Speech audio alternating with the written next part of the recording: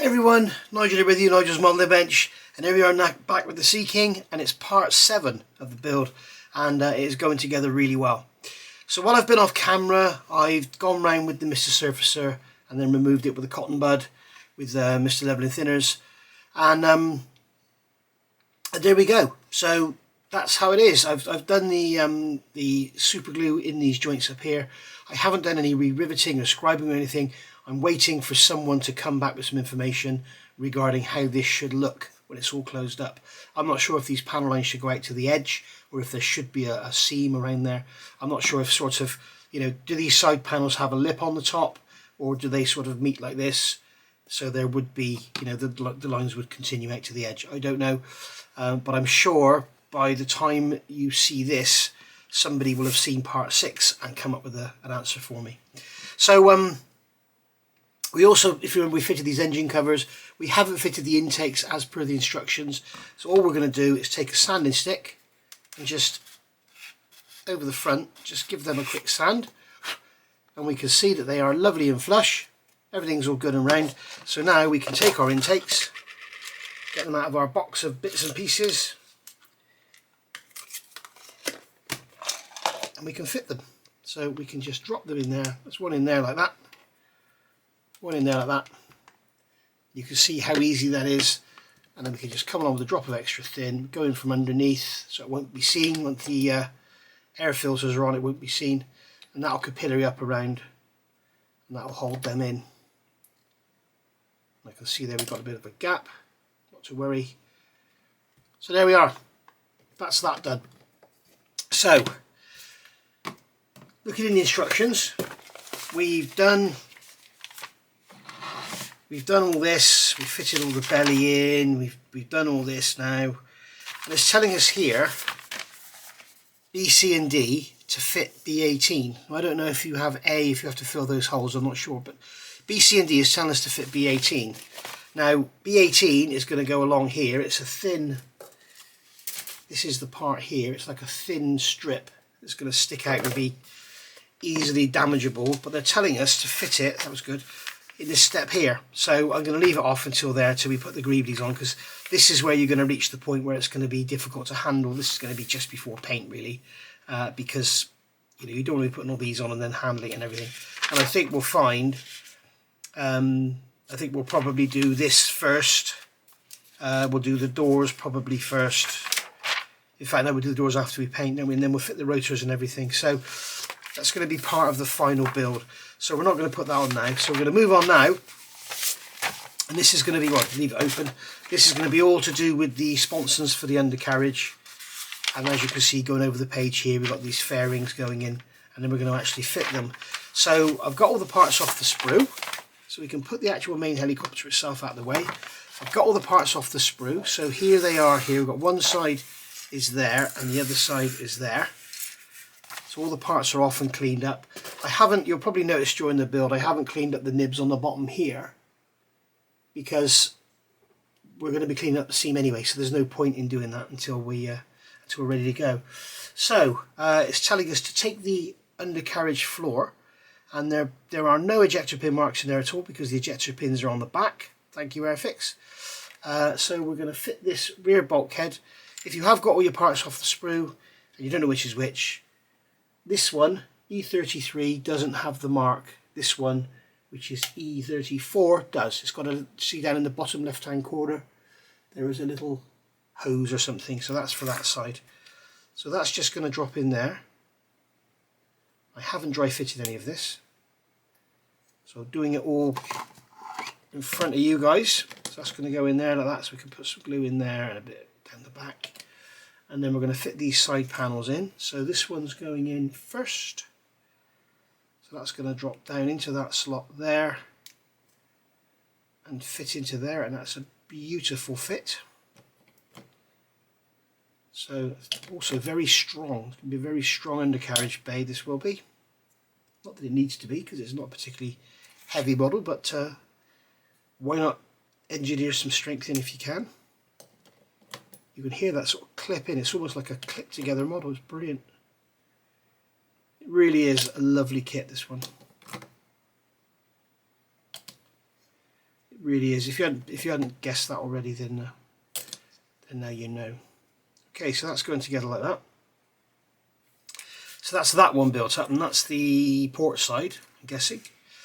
So now we're moving on to the starboard side. So we're going to put this one together as well. So that one's going into there.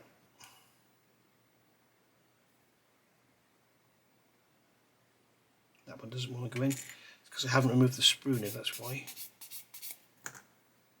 I'm guessing. There we are. That's gone in there. And then we're going to fit these side pieces in exactly the same.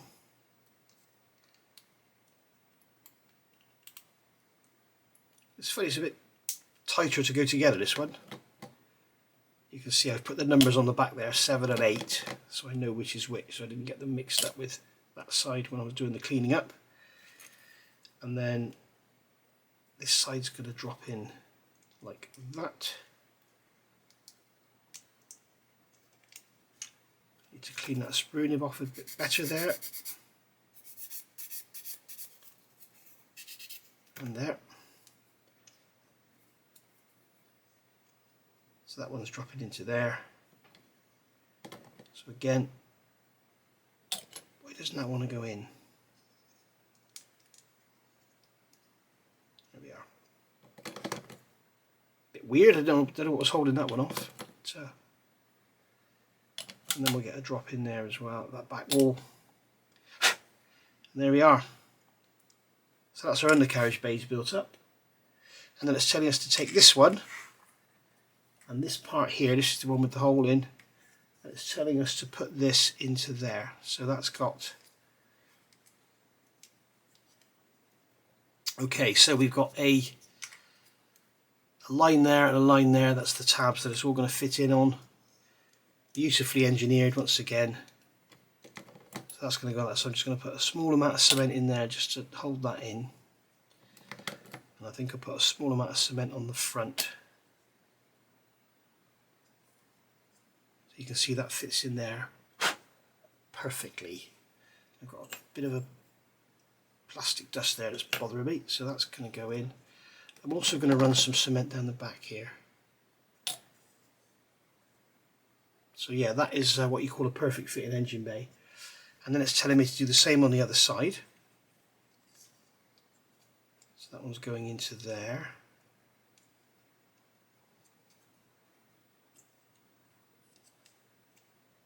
Like so. This side doesn't seem to fit so well. For some reason it's because I have a sprue nib on there. It's almost like I've completely left one side and sprue nib removed. Yeah, I've got it on there as well, look. Stupid boy.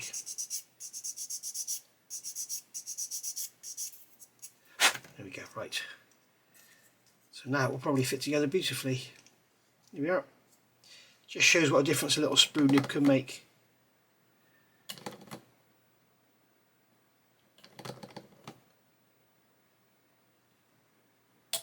There we go, that's gone in there. Lovely. Right. So that's that side. So now we're over the page to step 107. And that's going to go on there like so. We've got great big long pins to line everything up. Got dust on there from cleaning up the sprue nibs. So we're going to get those together. So we can run some cement down that joint there. We'll run some down the back.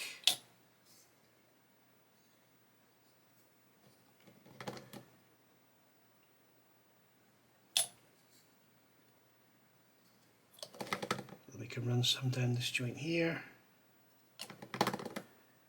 We can actually, from the inside, we can glue it here, can't we?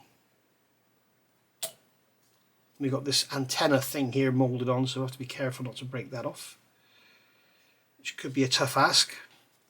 And I think we will grab a couple of clothes pegs, and if I can,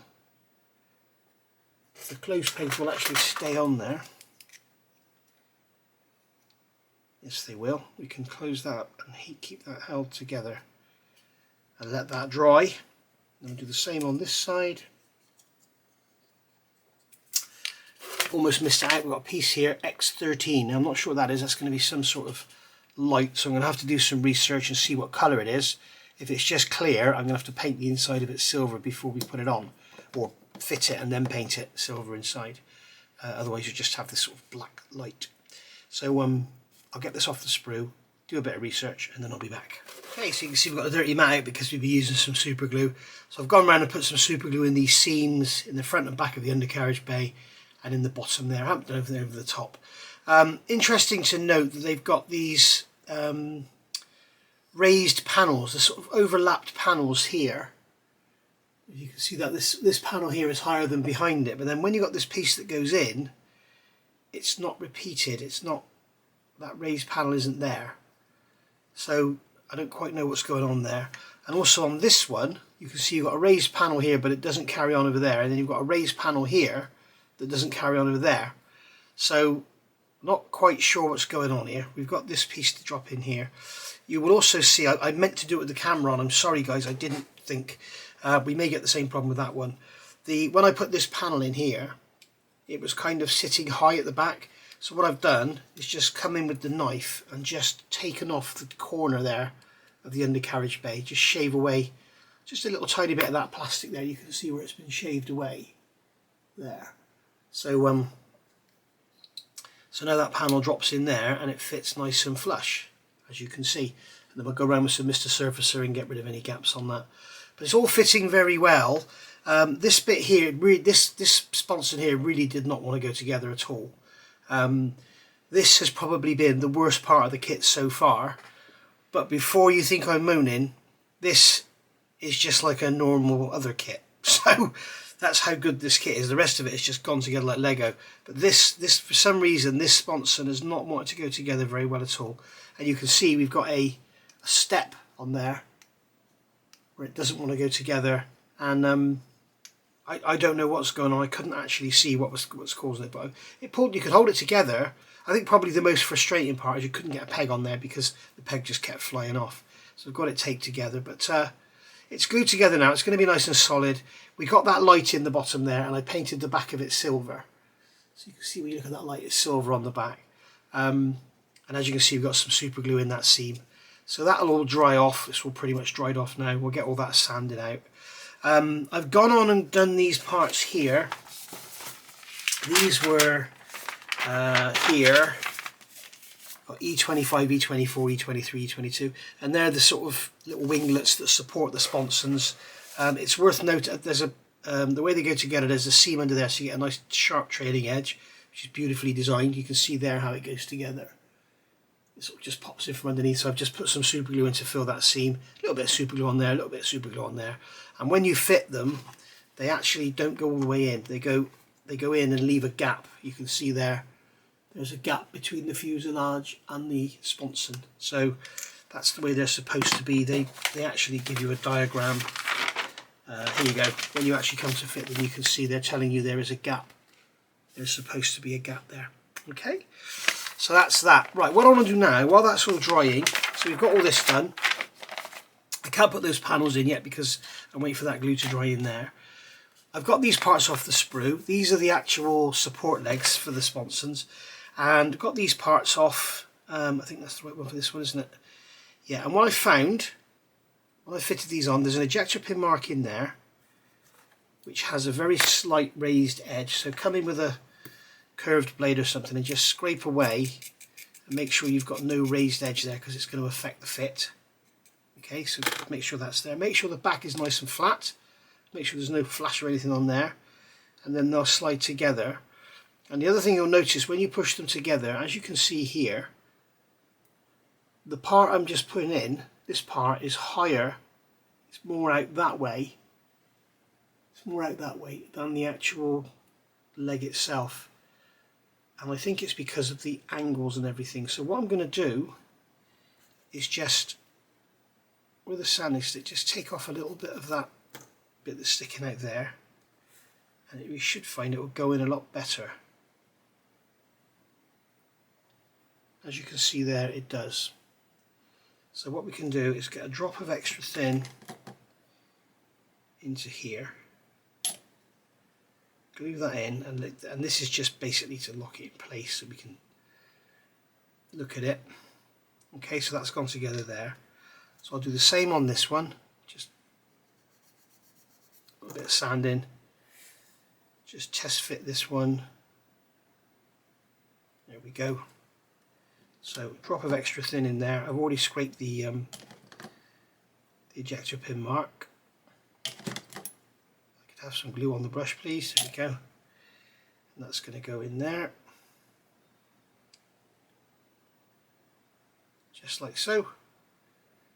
And then we can come along with our super glue. This is the VMS Black Thin, and just run that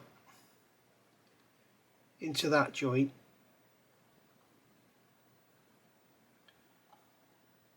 All the way around like that.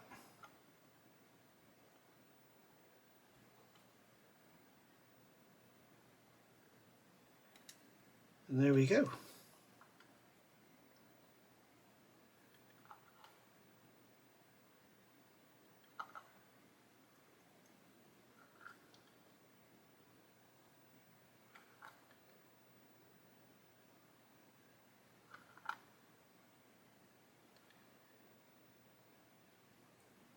There we are, that's that. Right. So, we've just got to wait for super glue to dry now and we can do some sanding. And I won't put you through that, I'll get the sanding done off screen. And then I'll come back when we're ready to go. In fact, what I could do actually is fit this in place, couldn't I? You can see it still wants to sit up in that back area, so I think what I might do is just shave some plastic off of here rather than take any more of that undercarriage bit. I'm worried that I might go through. I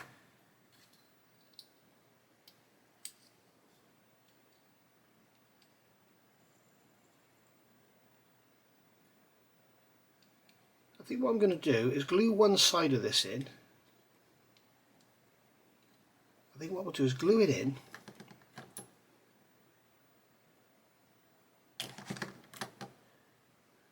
Run some extra thin around the edges of it, let it capillary.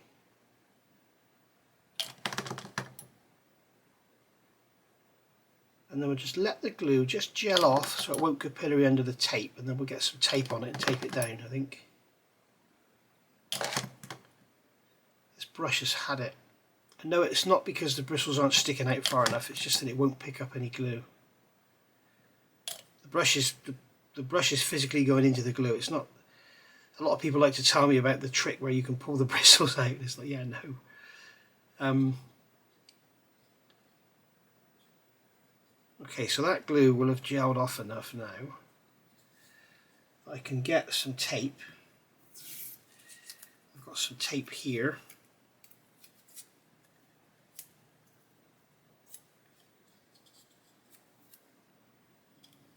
We can tape over the top and pull that down.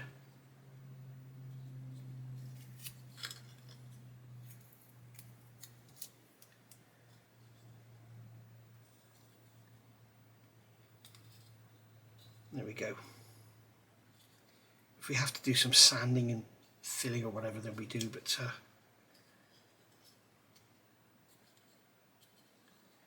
I must say this kit has been so good, if everything fitting, that these are a little bit of a disappointment. But I mean, they're no worse than any other kit. They're sort of... I did actually watch last night, I watched a Phil Flory review of the 148th Anson, because I wanted to see if his clear parts were the same as mine with the damage on them. And they were. He didn't notice it, but they were. And you know, I sort of agree 100% what he was saying. It's so nice to see how Airfix are just moving the bar forward, and a lot of other companies are just sort of sat back and not doing anything, just staying where they are. And yeah, I 100% agree with him. I don't often agree with what Phil says, as you know. We don't. He made some comments about me in the past regarding the Lancaster, but I agree with him 100% in that. It's dead right. You know, you're not seeing anybody else making these massive leaps forward. When you compare Airfix even 5 years ago to what they're doing now, it's just unbelievable. And then when you compare 5 years ago what they were doing 10 years ago, it's just unbelievable.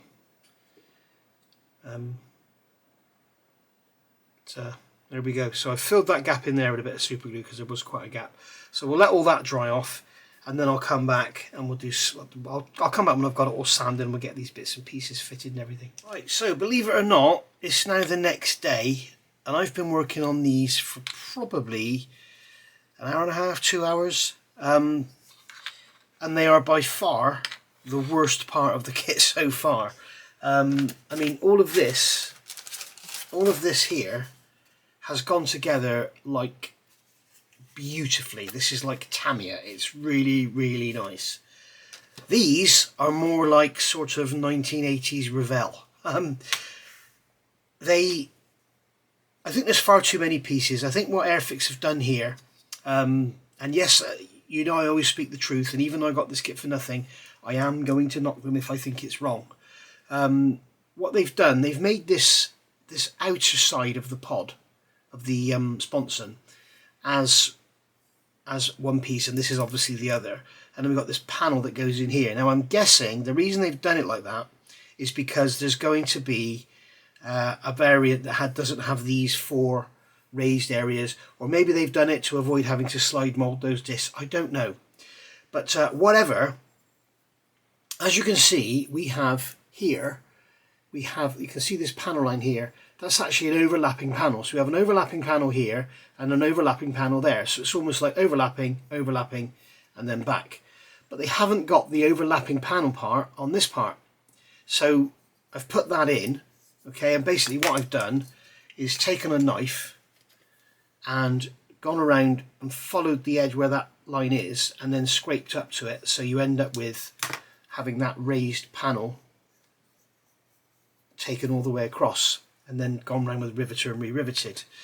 Now that's all well and good, but on this one we have the raised panel here, but then the raised panel on this side is here, and it doesn't line up. Again, you've got a raised panel here, but it doesn't carry on onto this centerpiece, so I've added it in there. Now this one here, we've got a raised panel here, so you can probably see it there. There's a raised panel. When you come across, there's nothing here, and this one here was raised. When you go across, there's nothing there. So what I've done, I've sanded that one out to get rid of it, because what it looked like, where you had this raised line here, it just looked like a bad seam. So whether it's inaccurate or what, I don't know. You can see you've got a raised panel here, and it doesn't carry on to there. So it's almost like the two halves. I don't know. But I just wish they'd have not put this piece in. Maybe they could have moulded it on 45 degrees or something, so they could have got those in. But I just wish they hadn't put that in, that piece there, and sort of, I don't know, maybe made it as 2 halves from top and bottom. But and this with the panel lines is a complete and utter nightmare. But we've got there in the end. We've used super glue to fill all the gaps and everything.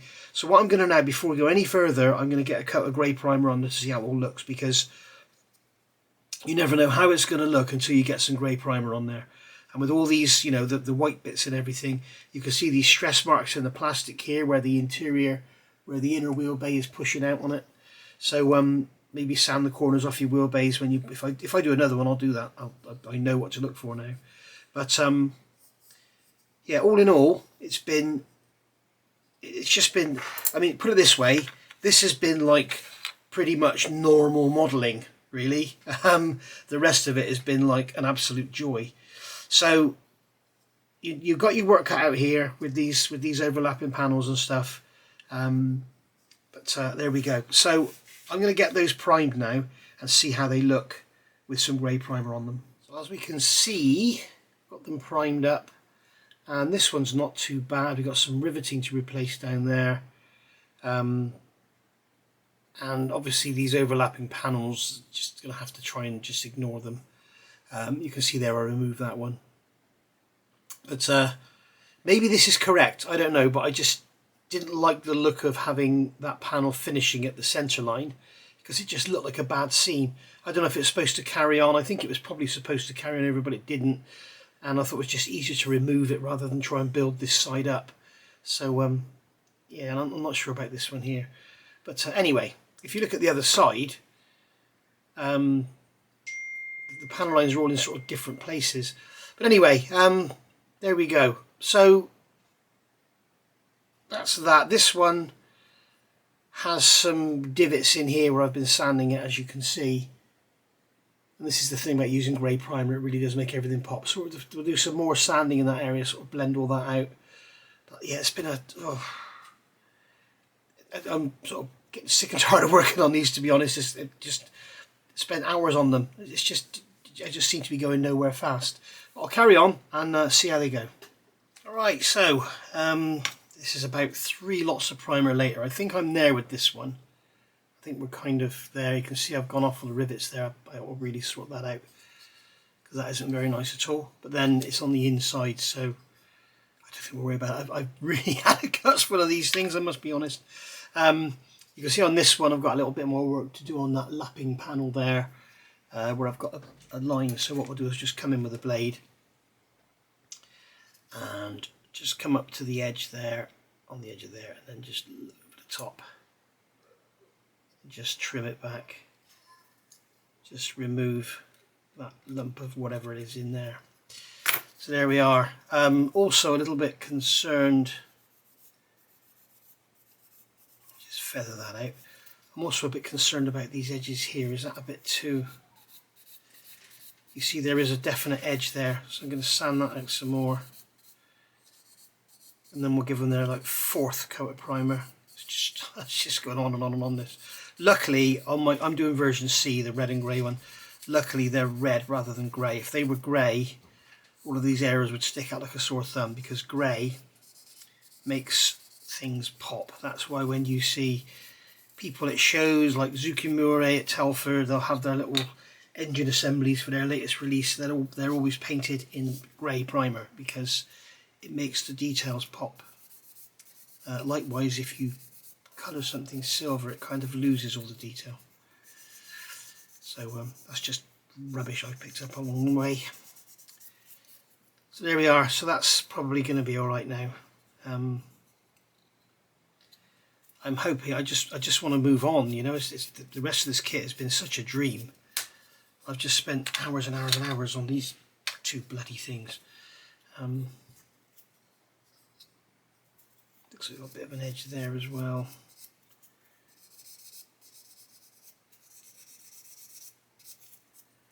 There we go. But other than that, I'm quite happy with them. I'm just going to leave them as they are, I think. They're going to be sat, you know, she's going to be sat on them here. So I guess they are going to be quite prominent, but if anybody from the aftermarket is watching and you want to make some aftermarket for this, I would suggest a resin pair of these, direct copies of these parts, perfectly seamed and everything, would sell well, because I think a lot of newer modelers are going to really struggle with getting these to look nice. And it'd be such a shame, because the rest of the thing is so beautiful, it'd be such a shame to be messed up by these. But anyway, it is what it is. We are modelers, we press forward and get things done.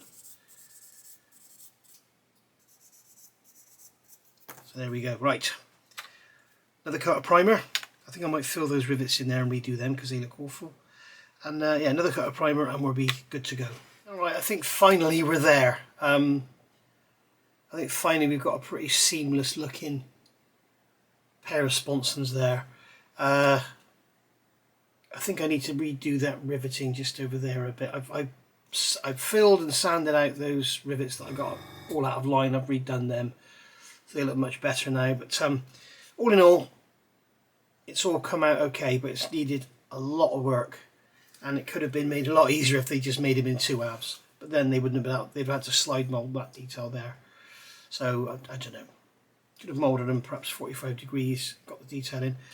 But who knows? It's easy for me to sit here and criticise, isn't it, after the event? But we got there in the end. So yeah, don't think for a minute I'm knocking this kit. I'm not knocking it. I'm just saying this is the worst part of it. I guess there has to be a best and worst part of everything, doesn't there? And as I say, you know, this so far has been the worst part, and this has just been like an old Revell kit. This is not like the rest of the model at all. So just be prepared to do a bit of work. Perhaps when you get your model, perhaps do these first, and then you won't be sort of, you know, tempted to put it all back in the box, because they need a bit of work, but you'll get there in the end. I think probably if I'd have been a bit more, I got so confident with this kit, you kind of just put it together. Whereas if it was an old Revell kit, you dry fit everything first and tape it all up and that. And I've just got overconfident, I think, and just sort of putting stuff together and expecting it to be perfect. But it's not perfect, so that's it. But we got there. Right, let's move on and do something else. I'd just like to give a shameless plug here. All of the riveting I've done on this model, all the fuselage sides, everywhere where I've done riveting, it's all been done either with an individual point, like this tool here, which it's just like a pin in an aluminium handle, or I've used this one. This is the Be Izzy. It's from ASK Distribution, Art Scale Kit over in the Czech Republic. And I must say it's been absolutely brilliant. I've got 4 of these, and I've only used this one. This is the 0.75 single. They also do a 0.75 double. That's the 1mm double, and the 1mm and the 0.75 is the pitch. You can see this one here has 2 wheels, so you can do, like you've got here, you've got double rows of rivets. You can do them parallel with the one wheel. But this is the 0.75 single. There's also a 0.75 double which I've got, and every bit of riveting I've done, I've used this, and it seems to be working out. And I'll show you how I do it. If I can get I use a magnifier. You can see here, the riveting there is kind of fading away a little bit. So all I do, hopefully I can do this with you in shot. So let me see if I can get this in like this. Right, so all I do, can you see what I'm doing? Yes, you can. All I do is pick up the original rivet holes and then literally just press the rivet tool and just replace the missing rivets. There you go. That's the missing rivets replaced. That simple. And it works. It's worked on every single area of the model I've touched. It's been 0.75. It's sort of worked out okay. So you know, you're going to go offline a little bit. I've just went offline slightly on that one, but it's not going to notice. When you've got it in grey primer and you're actually looking at that rivet line and only that rivet line, you're going to notice it. But when you actually put it down and it's all painted and washed and deckled, you won't notice at all. So don't be too fussy, don't get too anal about it. But I just wanted to give that a plug. So that is the ASK Be Izzy riveting tool, and they are absolutely awesome. You can see on there the different pitches you can get and the suggested scales, but that really means nothing. But yeah, I mean, if you're riveting a model from scratch, then maybe you want to pay attention to these numbers. But you know, if these rivets were further apart, it'd be 1mm, be 1/32, even though it's a 1/48 kit. Just, you know. So there you go. But that's where you can get them. www.artscale.eu. I would have thought by now they'd be available from Hannants in the UK, but I don't think they are. I think Peter's going to get some over to us, so you can save on the postage then if you get them from Hannants. So I'll be back, and I'll see you for something else in a second. Right, so now that we've got this all done and all primed and dry and everything, we're going to start to look at getting them on. As you know, I previously built these up. I've put some Mr. Surface on the inside. You can't really see the inside face once they go on. They're not up against the fuselage, as we say, but you can't really see the inside face, so I'm not going to worry about it too much. What I am going to do, though, is we look over the page. We're putting together these supports, which we've already done and done the joints. What I'm going to do is fit these in place, fit that in place, but not glue anything to the fuselage, and that way I can move it then as a finished assembly and then paint the inside. I can't remember now. I'm just looking at the side of the box. Yeah, see the actual sponsons themselves are red, but the actual supports are grey. So to do all that and mask it while it's all in place, I think it's going to be a little bit difficult to get the paint down in there, because I mean it's going to go on like that kind of thing, and that's going to go like that. And I think getting the paint down in there and behind that support and everything's going to be difficult. So I think what I'll do is have these on here fitted up, and then we can mask up and paint the inside of these supports and everything. Then we can put them on. We'll see how good that fits in there, which is probably going to be perfect judging by the rest of the kit, and it is. So yeah, what I'm going to do is glue these into here. So that's going to fit into there like that. There's a little, got a tiny bit of play in it, nothing much. So I think what I'll do is get some of our Tamiya white glue in here. Just get that all the way around the edge. And then we can put, that is right, yeah, that one can go in there. Just wiggle it about to get some activity on with the glue.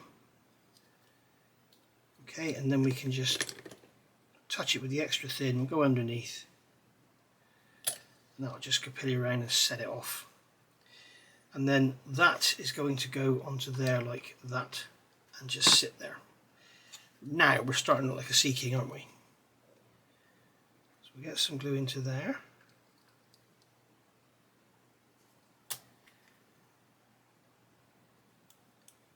Get that glued in.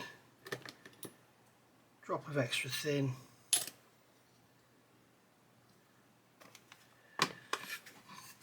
And then get that into there. And there we go. We've got our sponsons on. She's looking good, guys. Now we've got these supports to put on.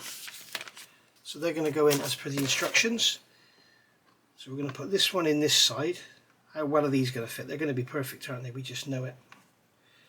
We just know these are going to be perfect.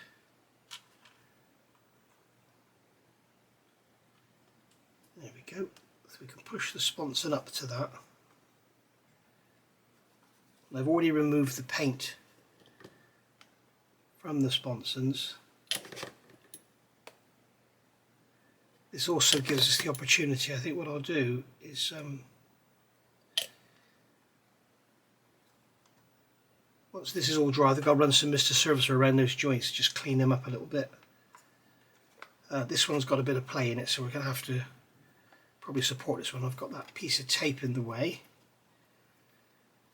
There, so I'm just going to peel that back. Mr. No Nails.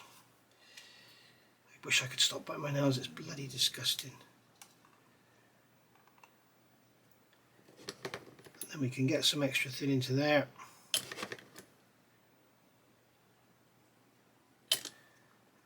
Let that capillary around.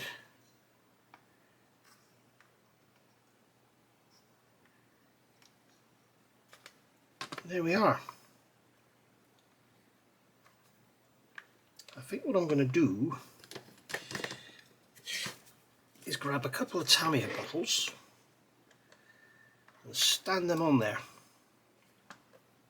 In fact, I'll grab a third one and put it under the back so we keep it all level. And then we can leave that to dry. Oh, Jesus. It's not working out very well, is it? This one really is a sloppy fit in this side compared to the other side.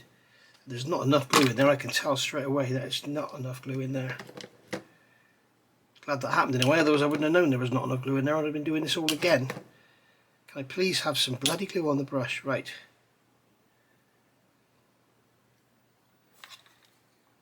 There we go. That goes up in there like that. And now that side's fallen out as well. Oh dear.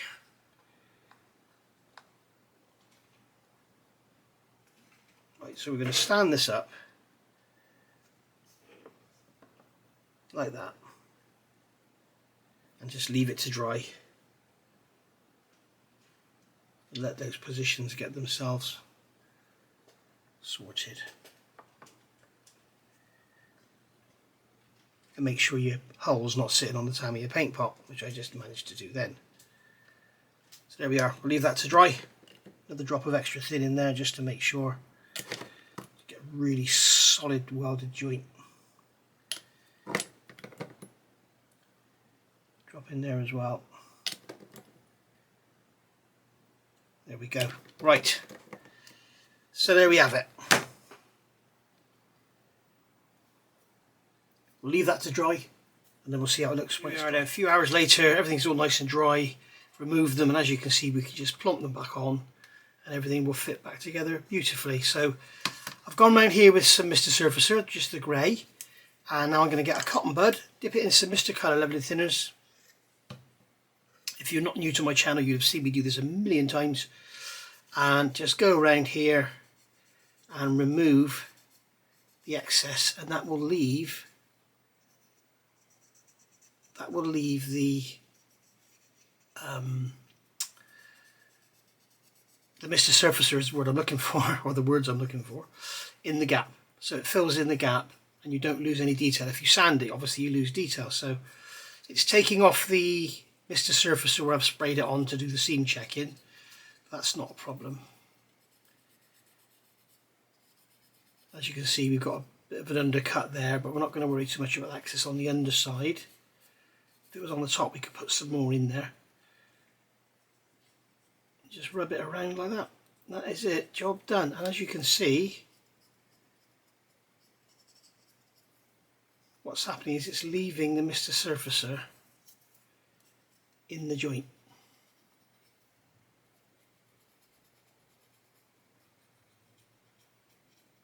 Just like that.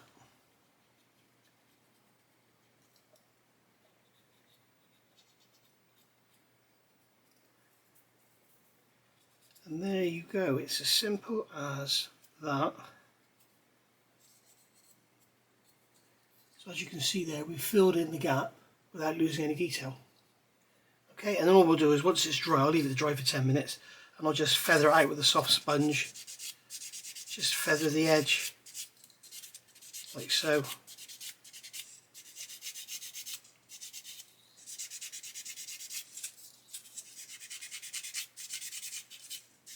But there we are. That's it. Job done. So I'll get the other one done and then I'll come back and we'll start looking at doing something else, because I'm not ready to start doing the red painting yet. What I'm going to do is, once we're ready to start painting, I will paint these red, or paint these bits here, because it looks like in the plans, it looks like the top of this leg is red and the bottom of it is grey.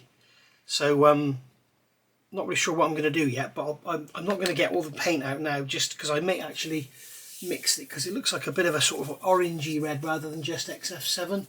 So I think I'm going to mix a bit of orange with it or something, and just make my own colour. So they probably faded a bit anyway in the sun and everything, because they were generally 24/7 outdoors, weren't they, I guess. So I'll get the rest of this done and then I'll come back. Okay, so as they're done now, let's about move on to some other stuff. So here we've got the actual tail rotor, the tail assembly going together, if you like. We've got the rotor shaft, but not the actual rotor itself. So we're going to do all this together. We've got a clear part to go on now. I'm going to leave that off for now. We may put it on after it's all finished. We'll see what it looks like. So basically I've got these two halves to glue together. I've got part B50 as well, which I've got in here, I believe. Yes, there it is. I cut that off the sprue because that was all that was left on a great big area of sprue, and I wanted to throw the rest of the sprue away. I like to get rid of sprues as I can. And then you can finally get rid of the box, but don't forget to take the flying hours off. So that's that cleaned up. We'll turn it over. That's already done that side. There we go. That's that done. Okay, so we've got all our parts here, all ready to go together. So first things first, we're going to glue these two halves together. So I've de-sprue nibbed everything, I think. We'll soon see how it all goes together and tell you what it's like. Here we go, we're back to perfection again now, after our little foray into doing the sponsons.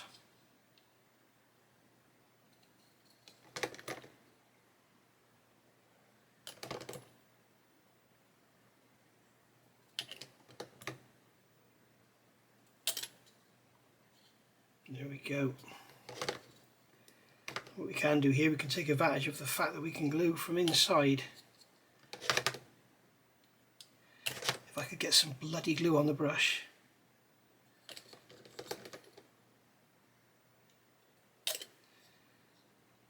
Right. In fact, I've got a new bottle of extra thin in the drawer next to me. I think I might take the brush out of that one because it's going into the glue. It's not like it's too short. It's just to pick anything up. Just growling at me because my foot's too close to her. If you can hear her. Can you hear that? She hates me put my feet close to her. Right. So that is going in that way round. So you can see we've got a little scallop in it, and that goes to this side. So again, we could glue that from the inside. There we go. I don't really want to touch it with my fingers because the glue will capillary out of the joint and will make a mess. There we go. It's going to need a bit of Mr. Surfacer on there. I think it's probably me sanding it too heavily with the sprue nibs. It's slightly too short, as you can see there. But, as I say, that's probably me. I'm going to put this piece in the end now because we're not going for the folded tail option. We're using this plug, so that's going to go into there like that. Yeah, it's that way around. So that's going to go into there like that. We've got the hinge there on the outside, look. So we'll just give that a quick wipe with a sponge to get rid of any seam lines on that.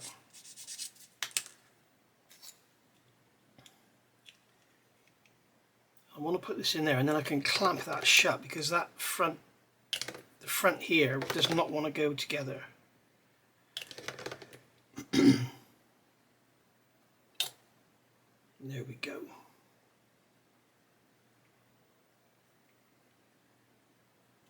And that should fit just straight into there then.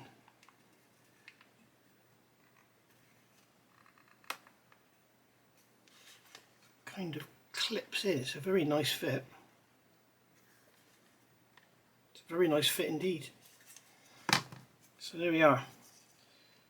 So that's all gone together. Right, so what I want to do now is get a clamp on that.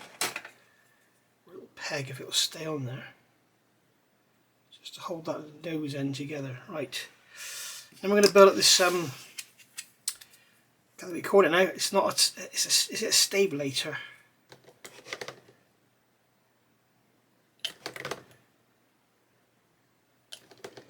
And then just glue the leading edge just like so.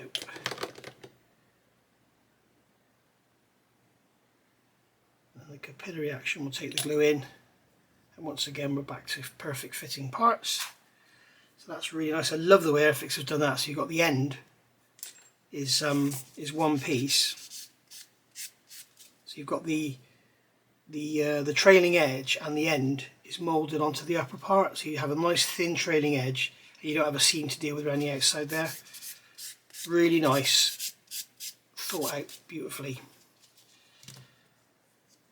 And then that is going to go into there like so, like that. So we can come in underneath, get some extra thin in there.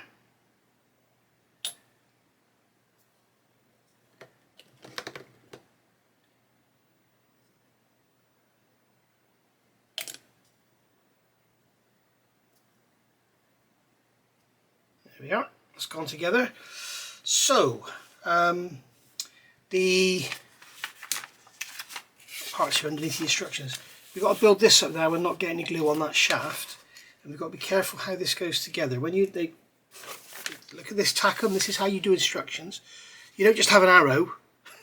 You have an arrow and you show where the part actually goes. So you're showing it that the actual little sort of tang that's in there in the middle is going to fit like that. Okay, and I've just noticed I've got a bit of a seam going on here. There we go. So that's going to go together like that, and then that's going to go on top like that. Okay, so we'll put some glue around. So I'm going to use the quick setting. I always use quick setting where there's moving parts, because if the glue does get on there, you just turn it a few times and you just feel it, the glue will dry out so fast. So we're just going to put some into that trailing edge. It should capillary around, and if any gets on that shaft, it will be easy to sort out. I'll put some in there.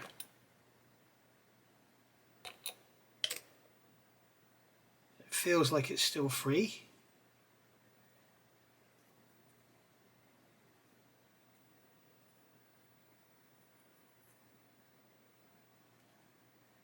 So there we go.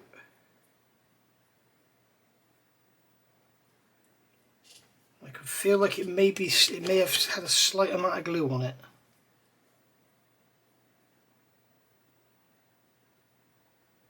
Just going to keep turning it, and all of a sudden it will go free. Well, I think it's okay. And now we can get this on here. Look at the fit of that. It's absolutely perfect. Wow. Look at that.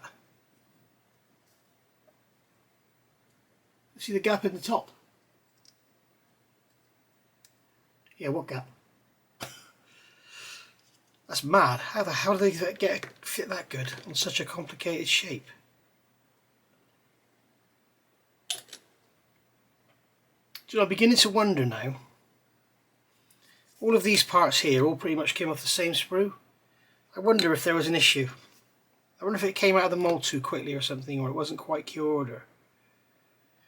Because judging how the rest of this has gone together, it seems very funny that those parts alone would be tricky. Let me know in the comments when you get yours. Let me know how yours goes together. In fact, there's a few guys on Moss's channel that have got one of these. I know one guy's building one. I purposely haven't been looked at his build, I'm sorry, because I don't want to be what's the word I'm looking for? I don't want to be forced to go down a certain path. It's not the word I'm looking for, but I think you know what I mean. Influenced. I don't want to be influenced, that's the word I was looking for. That shaft turning still? Yep. That's all cool. We'll let all that dry, and then we'll come back and we'll glue it onto the back of the helicopter. And there we go. I've done the Mr. Surfacer, same as I did on these. Gone round with the cotton bud afterwards with levelling thinners and just removed it. Just want to quick say something about that. You can use IPA, ordinary, not the beer, IPA, isopropyl alcohol. You can use isopropyl alcohol to remove it. I've seen people also use cellulose thinners. I would not recommend that at all because the cellulose thinners will damage the plastic. Also, don't ever use this. That is basically Tamiya Extra Thin. And this one here, Rapid Thinner, don't use that one either. That will attack the plastic as well. And also remember, if you are doing clear parts, keep the Mr. Surfacer away from the clear part of the plastic. So like, for example, if I was going around here with Mr. Surfacer to do the seam, which I probably will, I would mask off the window first.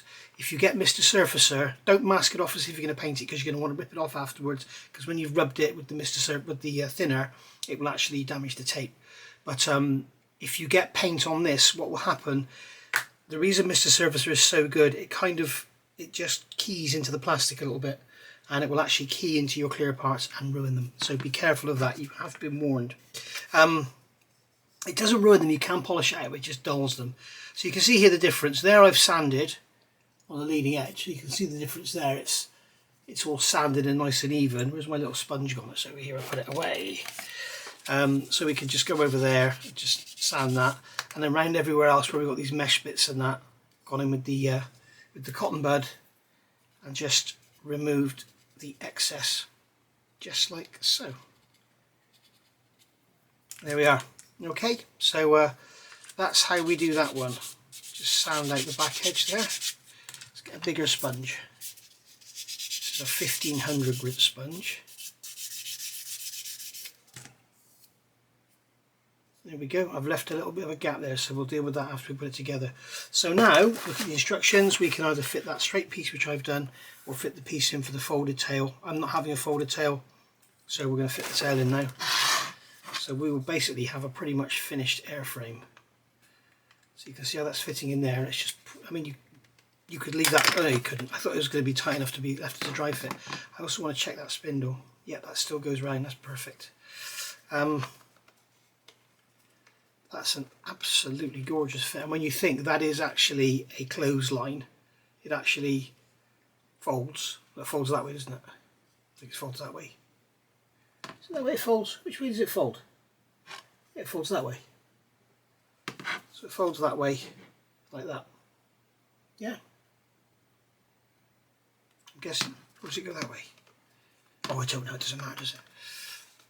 So we're going to glue that in. So what I'm going to do here, I am going to grab, why have I put my tiny extra thin over there? I'm going to grab some of this white and just brush it in here, keeping it away from the edge. I don't need the glue to get out to the edge. There we go, so that's in there. So we can just pop that in there, like so.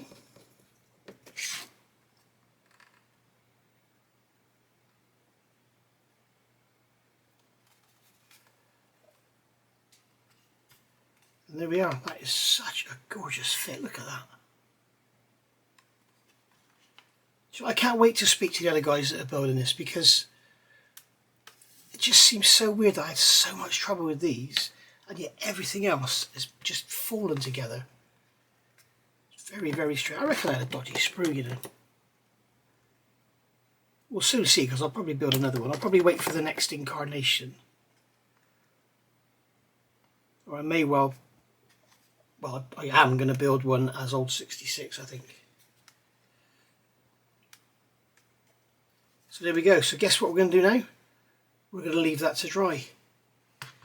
And I think that's a good time to break, because we've been almost an hour and you guys are probably falling asleep by now.